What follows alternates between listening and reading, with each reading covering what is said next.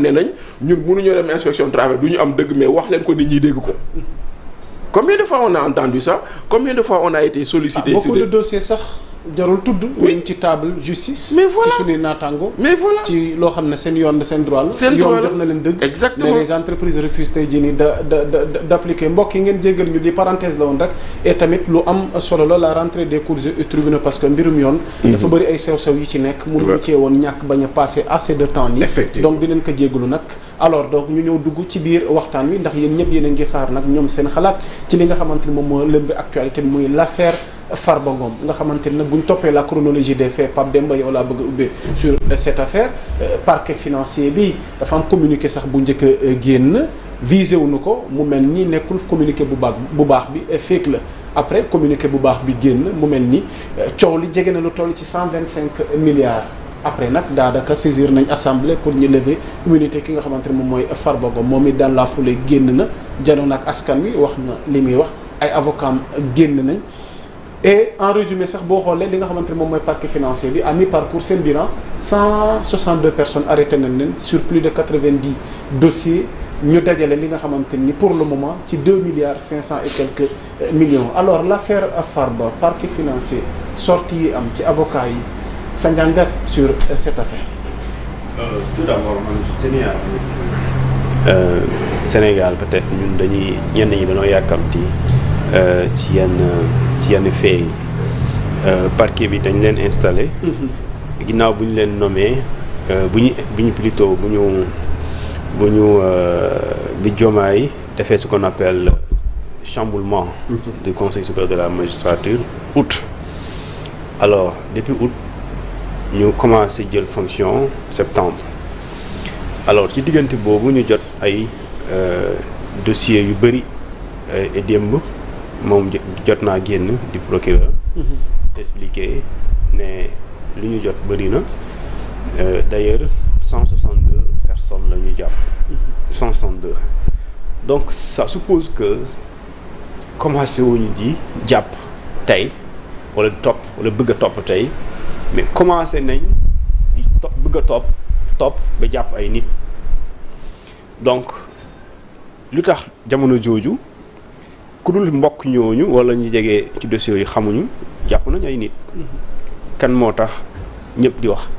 mooy koo xamante xëy na c'est une personnalité publique moo koo xamante ni tey mën nga ko déglu waaye soo ko bëggee déglu am na gàllankoor boo xamante ni moom su ko brandiree d'accord moom il faut Sénégalais yëpp yëg ne ñu ngi koy waaj a topp wala ñu ngi koy waaj a déglu loolu moo tax ñëpp di dégg waaye am na ñeneen ñu ñuy jàpp te ñooñu mooy siiw par rapport ak moom kenn xamul leen quand je dis kenn xamul leen mooy publiquement on n'en parle pas léegi nag la chose est simple pour moi dafa am benn kuréel CENTIF comme toujours amul y a rien d'exceptionnel pas plus tard que 2023 la CENTIF sort un rapport de 2023 sur ce rapport daf ci mentionner des infractions yoo xamante ni corruption fraude ak ñi nga xam ne détournement de deniers publics blanchiment de capitaux. non yi oui ñoo xamante ni il mentionne noir sur blanc détournement présumé de deniers publics ci ay nit ñoo xamante ni dañuy exercer une fonction publique 2023 et foofu peut-être la CENTIF bon elle a produit un document ok mais la justice au moins foofu tamit war na expliquer Sénégalais yi est-ce que ces rapports-là qui lui ont été remis en tant que justice est-ce que def na ci lu ñu tuddee ay traitements comme ces dossiers-là yu ñuy recevoir loolu dafa am solo beneen bi mooy CENTIF bind justice balaa muy xool mais am na nit ñoo xamante ni mënoo leen topp comme ni ngay toppee sénégalais lambda bi parce que dañoo am soit malaanu kiiraay wala soit privilège de juridiction wala immunité mu mel ni ñoom Farba et cetera parce que Farba Ngom par exemple s'il est convoqué à la DIC il peut aller s'il veut c'est sa liberté son droit le plus absolu mais s'il dit que du ma dem mënoo ko obligé mu dem à moins que nga bëgg a def lu la neex. Tout à fait. Maintenant bu fekkente ni et ces avocats moi j'ai un peu mal compris pourquoi ils génnent quoi parce que un avocat quand même tu es saisi d'un dossier si tu n'as pas quand même les éléments qu'il faut tu communiques pour faire quoi lan ngay wax et tu communiques pour dire waaye ñu ngi wax sa waaye ñun jotuñu dara mais yow jot dara moo la war a génnee. Tu es avocat, tu défends ton client sur la base de quoi? Sur la base d'une accusation. C'est pas sur la base d'un communiqué que boo xamante ni day na yow da nga ne communiqué donc man ak yow ñoo yem. On a lu le communiqué du parquet comme tu l'as lu, comme d'autres l'ont lu, la presse en a fait sa propre exploitation. Léegi yow kon quand tu n'as pas les éléments donc tu n'as pas été saisi d'un dossier judiciaire. C'est des rumeurs à la limite léegi loolu sa garaawul léegi li nga xamante ni moom mooy li am ñu ne léegi dañ la bëgg a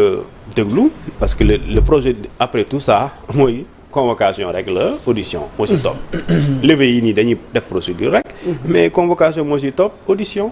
amul leneen léegi ndax day jur yeneen affaires yi arrestation bon je sais pas on verra les jours à venir dans moins d'une semaine tout sera tiré léegi loolu bu ñu def ko ñu ne yow da noo war a bëgg a dindi sa malaanu kiiraay waaw malaanu kiiraay am lu ko organiser loolu organiser ko di conseil le règlement intérieur de l'Assemblée nationale exactement wax nu muy demee ñu nekk ci procédure boobu de l'information de la constitution de la commission ad hoc de l'audition prévue du député ou de son défenseur après quoi la séance plénière donc c'est une procédure qui est en cours après loolu justice bi nag si boobaa aura à sa disposition le ki nga xamante moom mooy Farba Ngom léegi lu ñu koy waxal noonu ñu jëlee ko ci ay informations te mu nekk renseignement c'est des renseignements yooyu ndax yow li loolu est-ce que mën nga ci jox élément de réponse par rapport à ces faits-là supposé que ne lii lay tekki ci ñun nga xam ne ñoom ñooy toppaate léegi nag su boobaa Farba Ngom aura toute cette liberté de constituer sa défense s'il veut amener un pôle de 20 avocats c'est une liberté c'est un droit autant que ñu ngi koy accuser li ñu koy accuser bu dee defu ko mais kenn mënu ci moom dara li ñu koy accuser aussi bu dee yoon terewu ko mënoo ci moom dara lu dul waaw damal ñibbi maintenant bu fekkente ne nag lu lay tuumaal aussi mënoo ci indi preuve bah je suis désolé c'est le contraire de ñibbil sa kër donc loolu pour man amul lenn li fi war a nekk lu jafe sinon quand boo waxee li tax ñu commencé ko ci moom mais si on commence pas par lui mais boobaa loo gisee communication gu mu def dogguma la mais am na droit anticiper tamit parce que jàpp na ni c'est une cabale politique lu tax ñu singali ko léegi moo tax ma ne la waaw yaa Moussa nous sommes 18 millions de Sénégalais et il y a des centaines de sociétés dans ce pays la CENTIF n'a pas cité ta société lu tax cité wul Pape Mamadou Mbaye Ahmadou Mbaye lu tax cité wul Bachir tu penses que la CENTIF dafa yeb nit yi rek di cité ku ko neex non quand même il faut qu'on arrête c'est pas une coïncidence si soo fa nekkul actuellement luy xew Touba tout de suite à 22h mais buñ koy lim ñi fa nekk ñu am toj-toj bu ñu fay xool mais yow yaa ngi Dakar mais looy ragal ñu tudd la te nekkoo fa sëñ bi y a pas de lu ñu tuddee coïncidence y a pas de hasard moi je respecte trop le principe de la présomption d'innocence mais aussi il faut nu xam waxuñ na da nga def mais dañoo gis interconnexion et des opérations autour de toi su duggul day génn bu duggul dem ci yow day jóge ci yow dem ci keneen mais loolu ces mouvements là opération bancaire mais comment ça s'est passé c'est aussi simple que ça man loolu foofu awma ci benn souci parce que soo commencé wul ci Farba commencé ci keneen kooku loolu sénégalais la et d'ailleurs on n'a pas commencé avec Farba on a commencé avec d'autres 162 nit xaw ma ndax ay sénégalais la xaw ma mais des personnes qui aujourd'hui sont en prison d'après le procureur il dit que 162 personnes sont arrêtées donc aujourd'hui Farba il n'est pas arrêté il n'est pas encore poursuivi peut-être sur le point de l'être mais Farba peut-être aujourd'hui sa seule différence c'est que moo gën a siiw en plus de surcroît c'est un homme politique moo mel noonu tous les hommes politiques à un moment donné bu ñu leen war a convoquer takk nañ rajo yi Ousmane Sonko fii fu ñu mujjee politiser ko Ousmane Sonko bu ñu ko njëkkee tuumaal ne benn lundi boobu gars yi ne dañ koy jëli mais comment tu peux comprendre ñu mobiliser toute la force publique nga da ngay dem cité Keur Gorgui loo fay def sachant que moom député la li nga koy toppee du flagrant délit te xam nga lu yoon wax ci loolu looy mobiliser force publique lui aussi le soir convoque la presse coow li commencé et depuis boobu ba février 2024 loo gis même bu fekkente ni des fois dafay am partie de vérité mais doo ko gis parce qu'il y a l'aspect politique qui est au-dessus et je pense qu'aujourd'hui li ñu doon wax ci justice boobu cette même justice est là peut-être les hommes ont changé parce que man moo tax man gëmuma lu ñuy tuddee l'indépendance de la justice. Une justice ne peut pas être indépendante. Comment? C'est l'homme qui doit être indépendant parce que la justice c'est une institution, on l'incarne. dafa am ñu koy incarner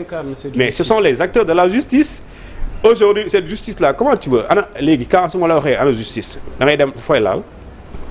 war mu justice looy laal mais ñi koy incarner. waaw léegi moo tax ma ne la ñu ngi doon wax la rentrée des cours de tribunaux. tous les acteurs de la justice ña fa teew. waaw ñooñu tey ñoom ñooy mandargaal tey. léegi moo tax ma ne la l'indépendance de la justice c'est aujourd'hui plutôt l'indépendance des hommes. Il n'y a pas d'indépendance en termes de justice. Parce que li ma la bëgg a wax mooy tey alors finalement à quoi bon. c'est que je voudrais dire pas yaa Moussa c'est que tey su ma la waxoon dama laalal ma justice mënoo ma ko laalal. non ñi ko incarné kay laal. léegi moo tax ma ne la nit yi ñooy am indépendance ñi ñooy am loyauté ak dignité intégrité excuse-moi soo ko amee institution bi ngay incarné da ngay am ce même aperçu mais soo ko amulee quand même ce sera du n'importe quoi au sein de cette institution. léegi nag soo amee loolu bu doon li ngay wax moo am exemple mais on a changé des hommes non on les a remplacés cette même institution est là sinon autant que dañ doon wax ne dafa indépendant kon day continuer di ko doon donc ce sont les hommes qui l'incarnent qui doivent être indépendants loyaux et intègres. dogguma la balaa ñuy jàll alors la communication de Farba Ngom communication gi mu def leeral yamu ca wax mu mel nii moom nee na il n'a peur de rien vraiment ndax jàpp na ne vraiment yorewu fi benn ndombal tànk guy tax mu war a mën a ragal wala di tiit waaye beneen boor ba ko defee nga tënk ko rek laata amee jàllale kàddu gi ces avocats ñoom i tamit jàpp nañ ni sax ku ci mel ni maître Doudou Ndoye bu nu xuusee ba ci biir yuuxu dina jëg fu ñu ko foogewoon ndax beaucoup vont tomber par rapport ak parquet financier li nga xamante ni déclenché na ko ci poursuite man phrase boobu laa comprendre vraiment. Ah bon? waaw oui. li maître Doudou Ndoye wax. C'est pas maître Doudou Ndoye, c'est maître Babacar Cissé. Mais si vraiment loolu mu wax si beaucoup vont tomber quitte à ce que tout le monde tombe beaucoup vont tomber yow quand certains tombent c'est parce qu'il y a un fait qui est là. Exactement. Voilà, si le fait est là réprimé par la loi alors quitte à ce que tout le monde tombe c'est-à-dire que loolu vraiment c'est un aveu